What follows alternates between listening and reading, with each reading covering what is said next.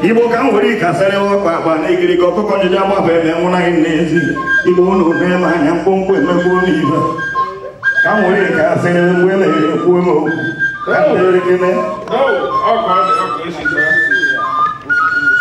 ba o da te o mona ko ne ni makana alonso ne ya saria so to woni na fa well kan kene ndi be His Excellency Kenelo Niko Kolone Yaka Protein.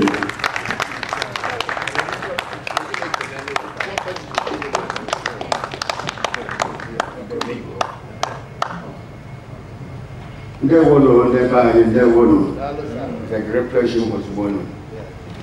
The old man is very tired. It's really not easy traveling so many miles coming in here.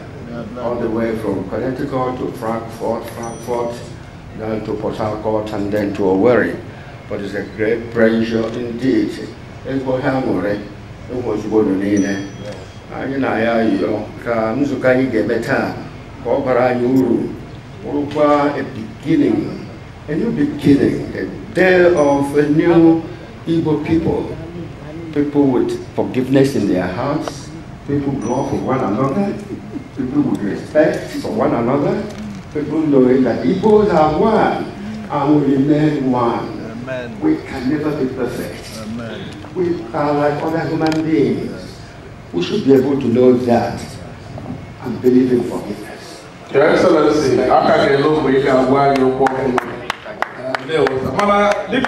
His Excellency na I know now, Obona, Owen,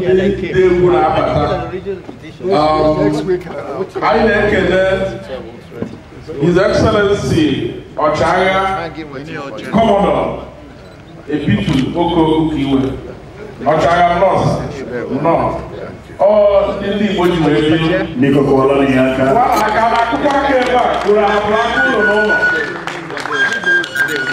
I and the one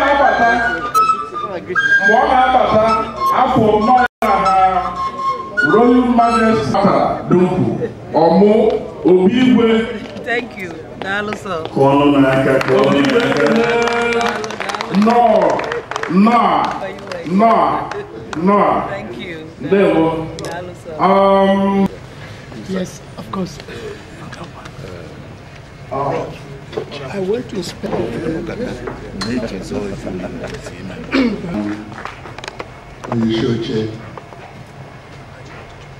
His Excellency, Navy Commodore, the beautiful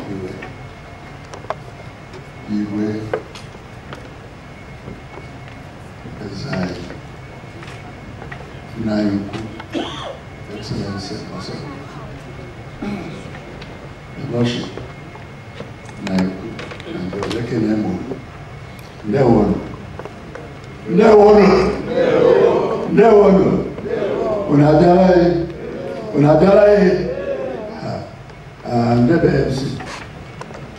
Ikan kane kene no.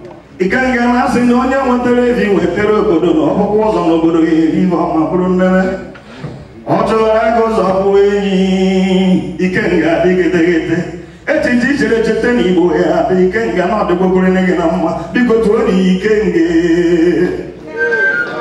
nga igbo niile nkịtị ya na-azụ na bi ude na ọma bụrụ eziokwu mana dike na dike ọka ma were aka wee n'aka ọma bụrụ nnene maka ewere aka wee nye aka ma too ogologo ya ka igbo ji iwe sị na ịtọ na-eri ịtọ dịrịbara mma ọma bụrụ eziokwu ọkwụ ọja na-ekele ma ọnụ ka mmụọ si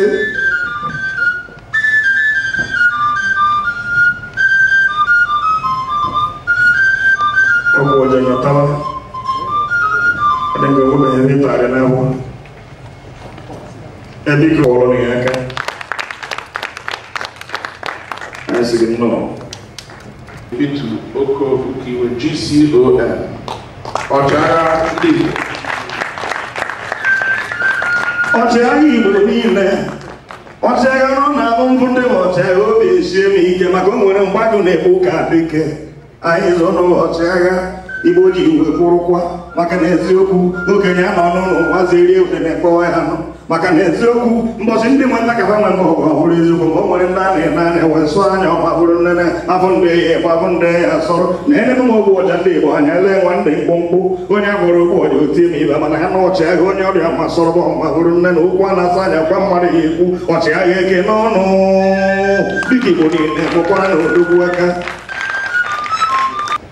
osisi ụmụ agbọghọ fotoro na agwa bịa n'ụlọ sara foto asagide ha ebu ọsata nwe efu nke ofu gị n'ime ha tofuru mmiri vileji o si na ya bụ Enugu na nka na nkaba anyị vileji amaghị iwu na onye ahụ natụtara ime n'ụlọ na onye tọrọ ime ya anụ ya nwata nwaanyị asị maka ebe onye ife ọsị oko ya ọ kpọrọ pịa oke eji mara ya n'afịa nwaanyị ya nwa nwaanyị kpọrọ ya gwedegwedebe nwoke mama bi ogotoro ogo ka a na-ebu nwaanyị fọtasị onye ọsị ya onye ife ọsịa mama nke ọsịa na ọgọ na-akpọtara ụmụ nwunye ụlọ nwaanyị na-agwụ ya na kedu onye na-egbu nwunye asị nwa gị nwoke okoye na ọ dị ya mma enyi oyi adị ya mma ọnụnụ nwaanyị na-achọ ịkọwara nwaanyị ibie na onye ọ na-ekwu nwa kasịa nwaanyị ịmakwaba okoye aka n'ọkwa nwaka nwaanyị ịmakwaba okoye nwaanyị achọghị ịghọta onye ọbụla ọ bụrụ ya bụrụ ọ bịa mma enyi oyi adị ya mma ọnụnụ mama okoye kpọọ okoye okoye ọ dị ka enwere dọba okpensi n'azụ bịa na nwere ndị na-achọ gị fada obere oge ọ dị ka kpọrọ bọọlụ pụrụkpa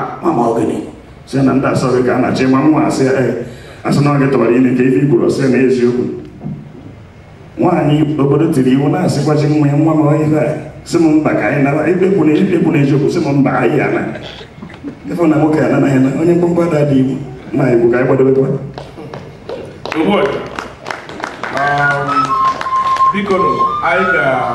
with the permission of the chairman, I got the Lordship Dr. Obi Udezue Honorable Kokwelaye Berembido.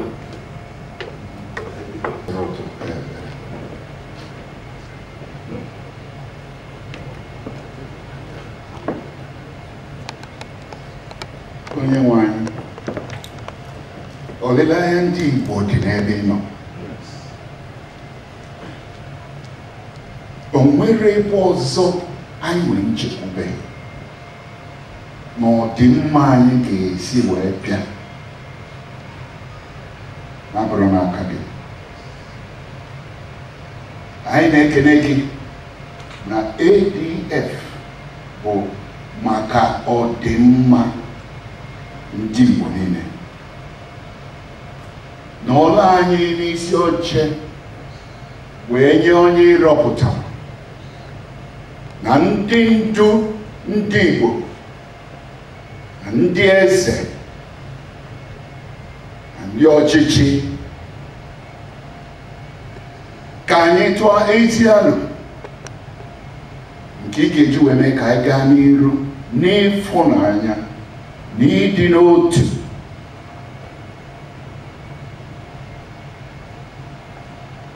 ka anyị wee kwụsie ike wee bịa n'iru ife chere anyị. Anyị na-ekene gị na ndị bịa gboo, na-ekenekwa gị na ndị nọ n'ụzọ, ndị na-akpọ na fon kịta, ndị bụ ife anyị ji eme ife wee na-abịa. Anya kanisi njedebe ka ọ bụ sọsọ nke gwaga na otuto baa n'afa nke nna na nke ọkpara na nke mmụọ nsọ kwụsienụ eme n'ike. Thank you. All the account more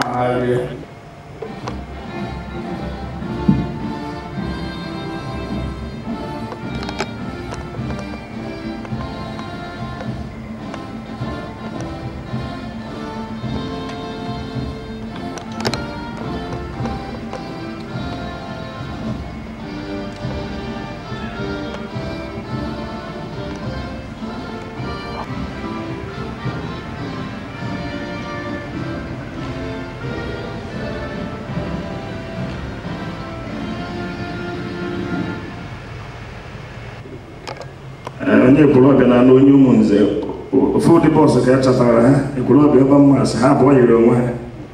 Ndị ụmụnze abịa n'oge, ndị ekwulọbịa bịa late mgbe ha na-abata na Blue Island. Ndị reception emebigo eribe nne eribe ịma na emecha ife ba item 7 na Igbo ife agwụ egwu ozugbo a na-abata ọfọ kanopi na-eri nne ndị ụmụnze ọma mmadụ atọ n'ime ha ọma na ndụ ọ ga-ọzọrọ ha ribe nri a na-erichazi nri ekwuwe na ya nawa na osorokwa ha na ndị agha na-apụta na bọọsụ ọma na ebe abụ apakịrị bọọsụ nke ha maka a na-alịtụ ọgbafọ ọma na-emecha bupụ moto ọ na-apụta bọọsụ ọ na-afụ yiri nke ha osoro ndị ya na-asụ anyị na moto na-aba ko eche mma ebe onye na-aga n'ụtụtụ ka oyi anọwe nakwa ndị ụmụnze ebughị ibu were bịa asị nwoke ebe ifuru were oche a na-akpakwa oke n'ime moto ọ na ọrịa onwe ya na n'azụ moto apụta kama ya agba 90 mile ọgba ụzọ Port Harcourt Express nwoke jụọ ọzọ na n'aka ntị eti manya 90 mile dị ka nso asị ya n'ụzọ a ka ife na na-eje 90 mile n'isi ha nke apụta isi ochi ịmapa na ekwe ụmụnze ịfụta ụmụnze iruo n'ebe ị na-eje ọsịkọ ndị draiva ba ma oche ụlọ ma ụzọ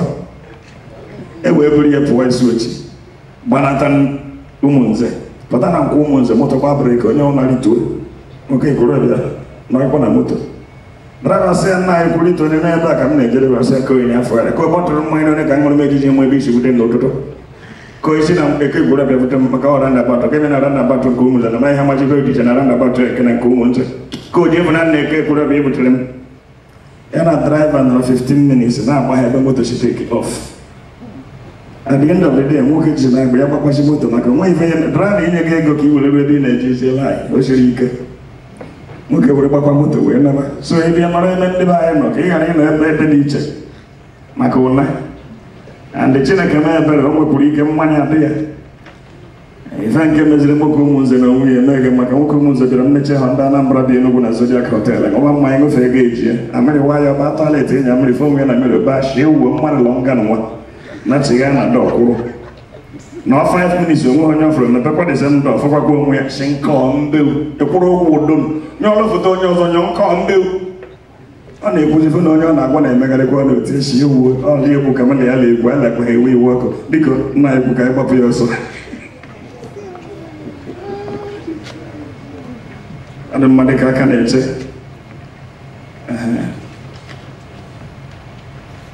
ịmana ọ bụghị ije mmemme ṅụ mmanya n'isiokwu na ọmị na rukwere ụdị nna m nwụchara nata babara nne m mba bịa nne ogbu ọjọọ nke amaghị ihe eji ege eme maka ọ batara amịrị waya eje jụọ amịrị bịa nne ogbu ọjọọ nke amaghị ihe eji ege eme ke nkere na-egwu esi na toilet ma hiti ya na-eme na rum ọgaranya nke ha ọ bụ nke kichin ibe ha na-edo ya esi na rum ido ihe adachigbo ha adachi nye na-ewere ba uru n'ikpeazụ ka emechara chọpụta na ofu friji anyị nwere ka nna mepere nye na-aga mere ojo oyi oyi na mgbada ebe anyị na-echi ebe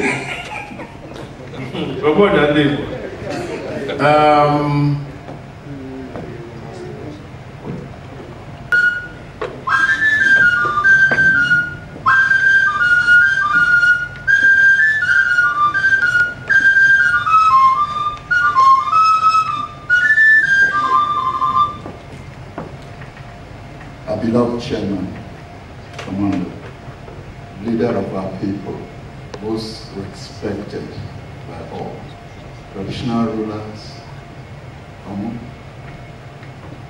ndị ọchịchị niile, Your Excellency, Ambassador, nke Nigeria Press, nke Biafra, ndị Igbo, anyị ekele our leader, the the ADF Chairman Prof, greet you, all protocol, sir. Obo Maka, Ndi, ADF, na-ekele Chineke maka ọ dịgara nọ anyị ji wepụta anyị kwụrịkwa ebe anyị maka ịchọ ọdịmma ndị Igbo niile. A na-eme ka unu mmalụ dịka onye na-ejere Chineke ozi na anọ m n'ife gbasara ndị Igbo na ọgụ a nụrụ maka ndị Igbo na mgbe eji ebi n'ilo maka ndị Igbo na Ivory Coast. Mesịa Chineke wee wenata anyị na-achọkwa etu ọ ga-esi bara Igbo uru n'obodo a. ADF wee malite.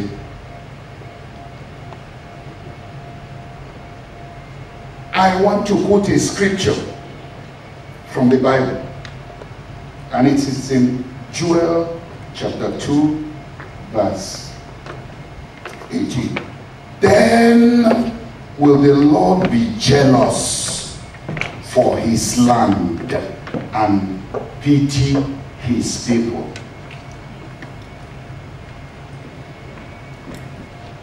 And actually, now Isaiah 42, verse 22. I'll read it in English. Someone here will appreciate it. Isaiah 42, 22. But this is a people robbed. Mind you, I'm reading the Bible. I didn't write it. I'm only ministering to you from it. This is a people robbed and spoiled. They are all of them snared in holes. They have hid in prison houses. They have become a prey. As none that deliberate for a spoil, and none say restore. Eji maapa ndị ADF wee na-anabata unu niile. Anyị ga-anụ ezigbo akụkọ maka ife ADF otu ndị ọzọ niile na-eme. Ọ bụ ife ụsọ n'ebe anyị nọ na ndị ọha na eze, ndị isi ọha na eze nọkwa ebe a na ndị ọzọ.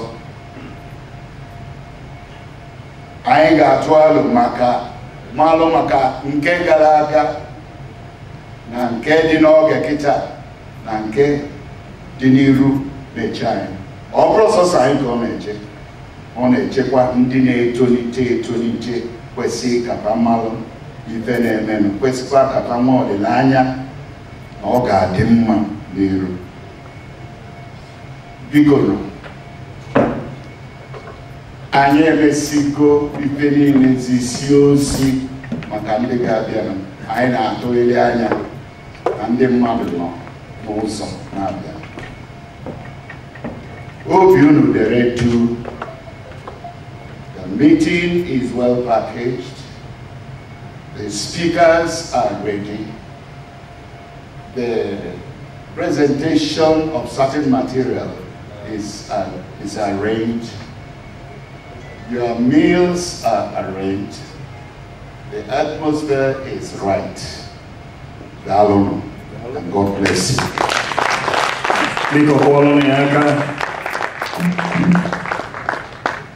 Ona hapụla aka unu n'ụlọ, kwụchiere ya aka ike.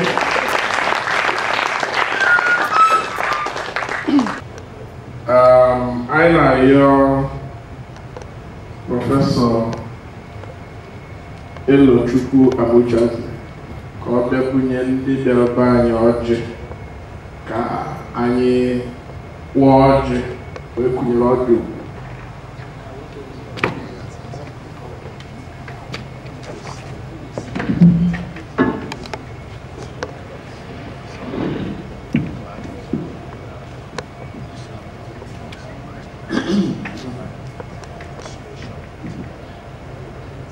Adibaya Ekenunu.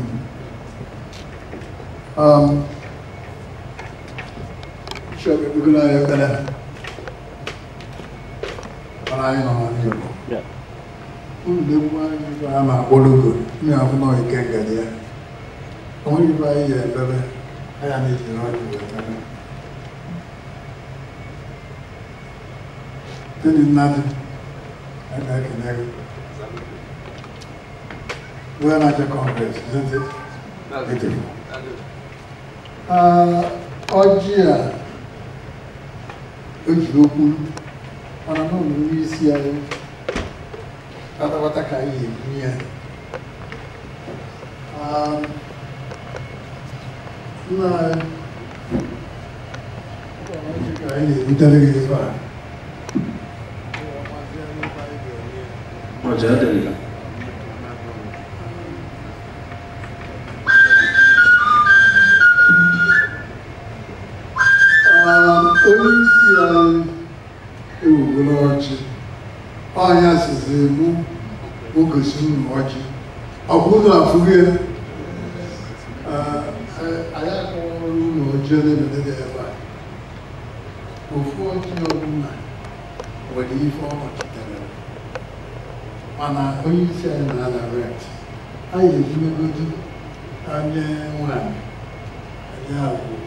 His Majesty,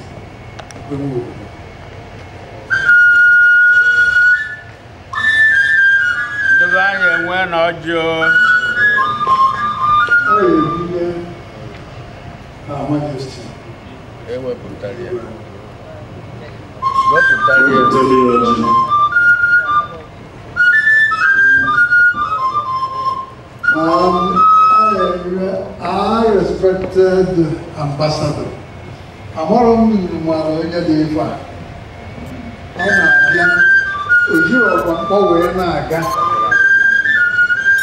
And I check it out. Don't have my Kawasi of Kuma.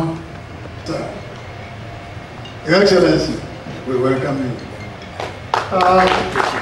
We take a leave now.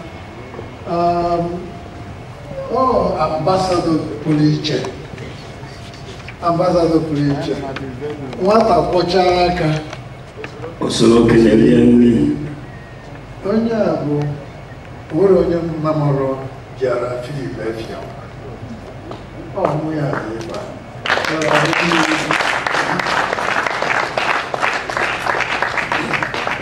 Well, I knew see a youth. Which they can do for it.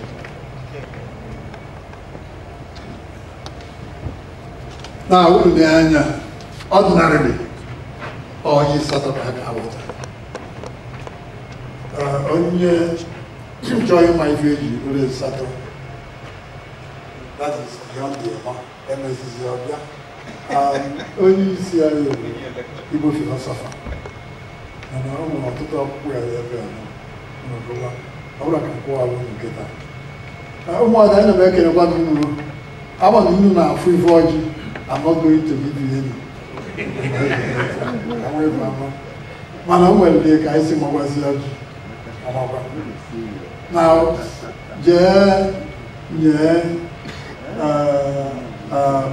ADM. So, yes.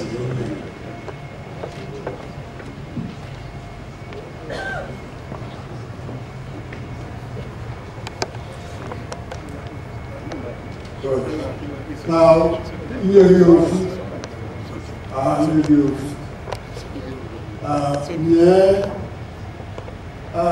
LNC, who is the one, the very dynamic young man, very well focused. All the guys, I don't know where I am. I'm not even nine. This is mother's time. And the way I don't know my name. You are your son. ihe ọma bịa anyị ọma ndị niile bidoro Alaigbo Development Foundation ọ ga-adịrị unu mma Chukwu ga-eme ka ihe unu kwuru n'uche gaa nke ọma ndị Igbo ga-esi ewe gaa n'iru ka unu ha bịa ebe ọ ga-adịrị unu mma ihe niile anyị ga-eme taadụ na anyị ga-eme ọdụ mma onye nawa bịa ọ ga-analụ n'udo ihe ọjọọ kpara anyị ọsọ ihe ọma mere anyị Igbo gaa n'iru na Naịjirịa Igbo mee gịnị n'iru na Naịjirịa anyị atọ ọjị ọdọ anyị mma n'ahụ n'aha Jizọs Kraịst bụ onye nwe anyị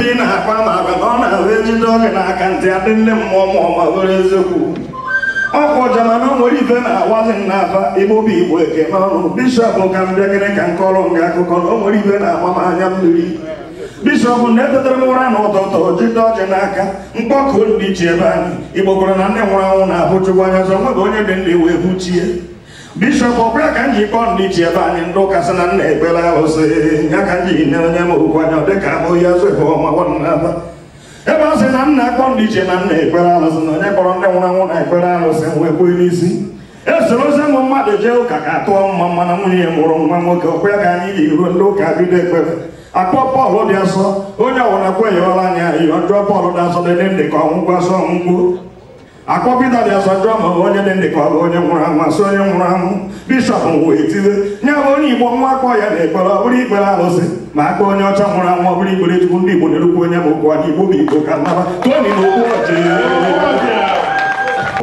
okwu mmalite chairman anyị tata ga-agwa anyị ya bụ anyị na-asị ka onye ọbụla gee ntị ka anyị nụ ka o si ada maka na onye bụ chairman anyị bụkwa agadaga nwoke bụrụ Igbo n'anya Chineke buliri elu onwe experience n'ụdị ọbụla ya bụ ọ na-ekwu n'okwu biko ka anyị gee ntị ọfụma maka na anyị ga-amụta ihe pụrụ iche ana m ekwu ka nye fee n'aka chairman anyị bụ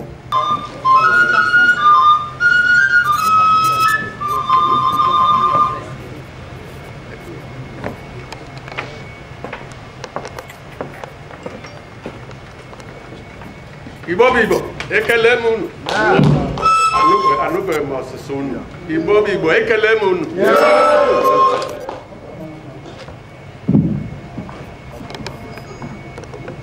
unu atala ọjị ozugbo unu so ife nkobe bịa hie agala amalisa abụ m one of those asụ n'Enugu so I am also at the car Igbo as I'm the old bender. And not to do that, no old bender. I will know. I will so to Amala to Quebec. Yeah, no, the making of that.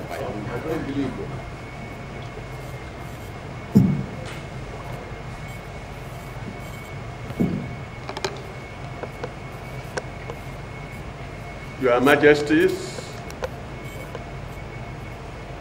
the senior traditional ruler of this place,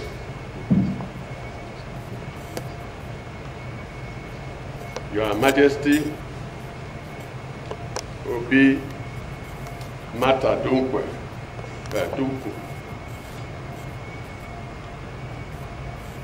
distinguished personalities here, who didn't do too much, only my get to each other one by one. Unu ananiyo tunge.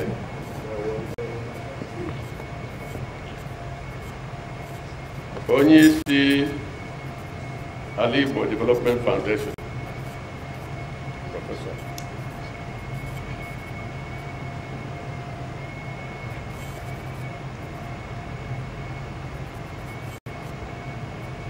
Distinguished men of God, the bishops, the fathers, not here. Onye may represent Uchapuku may represent Ohaneze Ndigbo here.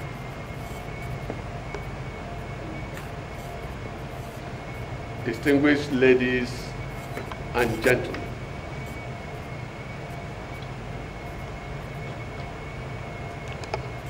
my speech will be in English to make it easier.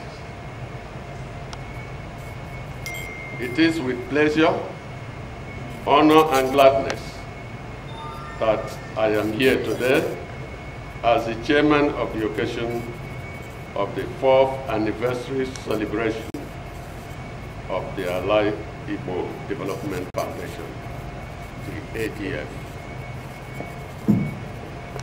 May I congratulate the leadership and members of the ADF for their tremendous achievements since its inception. You have, and indeed are making marvelous efforts to the benefit of people.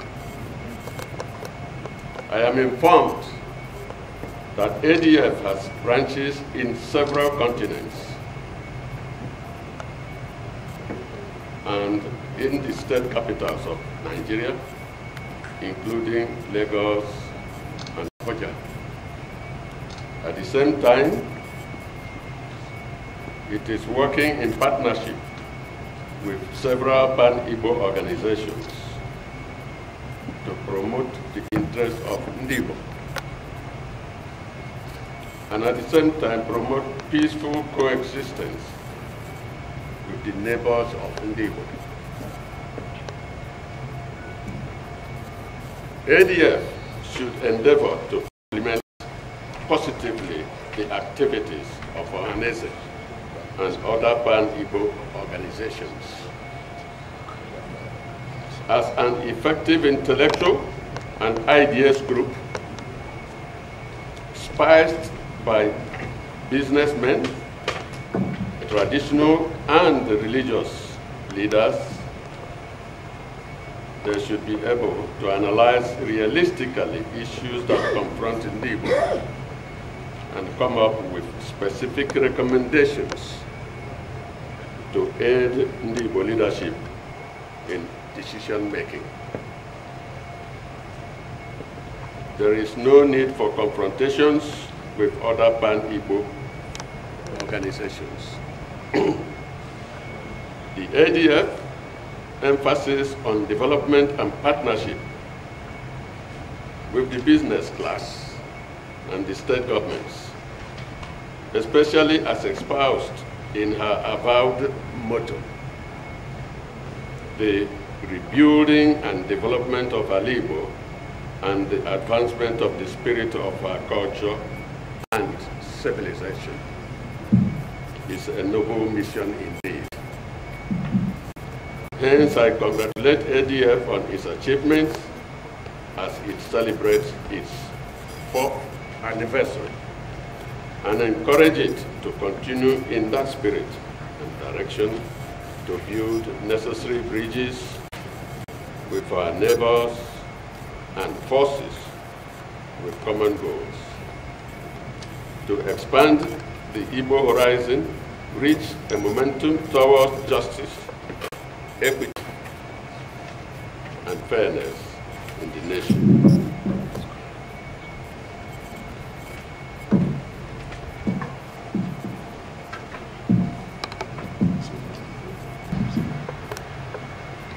May I take this opportunity to make some remarks on issues that concern the restructuring of the nation, on security, and on open grazing.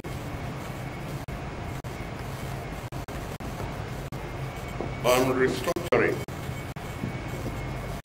the present structure of the country does not reflect equity, justice, and fairness in many aspects of our national life.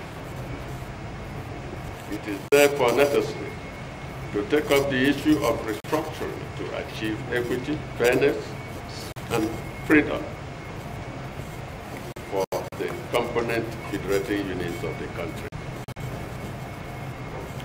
I am aware that many elite groups have come up with the concept of an ideal restructuring. At this juncture, it has become pertinent for ADF to come up with a cutout position on the issue. On security, it is obvious that the security situation of the country has become dicey in view of the various conflicts and rampant killings in various parts of the country. This is inappropriate for peace, progress, and national welfare of the various components of the country, and cannot enhance peace and national development. We must have a serious and second look at the complex structure, formations, training, and motivation of the defense forces of the nation to align with the philosophy and the national interest of the country. The military and other defense forces are agencies of government and should be viewed together with the performance of government of the day. On open grazing, it is obvious that the issue of uncontrolled grazing of cattle across the country is not sustainable anymore in view of the developing ecology, population growth, and agricultural development in the country.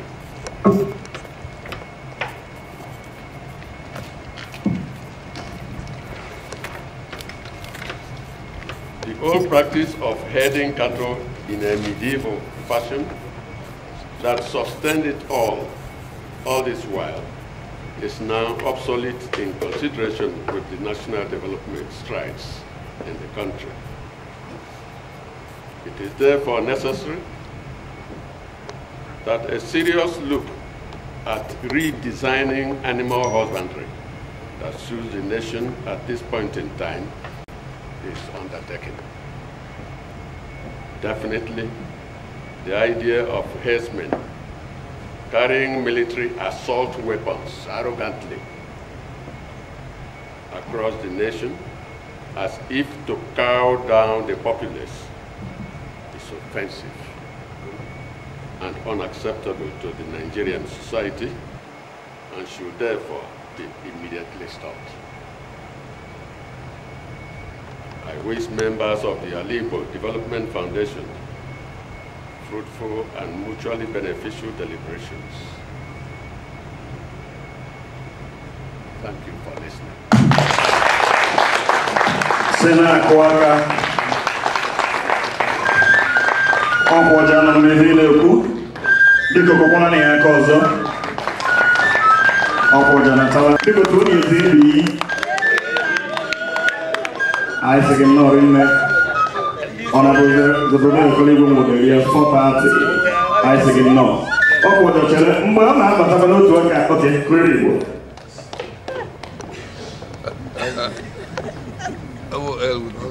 Ndi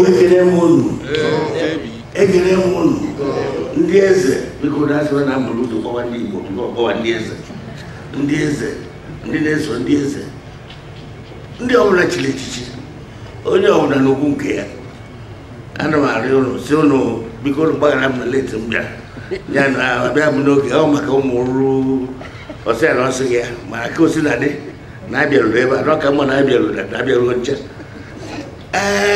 ife ọzọ dịkwa n'ime wee bụrụ ọ bụrụ na nna ya ukwu nwaala nọ ya prof ọdụ ya biko n'ụyọ na ọbụrụ a ga-ekwu ya ga-akwụti ya n'Igbo ọgwa na-ekwu n'Igbo biko a na-amata ụra na asụ bekee ndị Hausa na-asụ bekee na nke ha na-asụ Igbo achọ ikwu ihe gbasara ha asụ ha the Yoruba the same. I took Andy Nigeria no house no you just. Eh me ka ha na dey na we me say me come ni ku. Come ni ku what is Nigeria. But I no ever na slow why. No matter where you come from, Igbo is Igbo. Odemma no talk ka for nnukwu mmanwụ mgbe ọ na-abata ka nnukwu mmanwụ so na-abata. Zwango, Chano. Balance. Balance. Leo.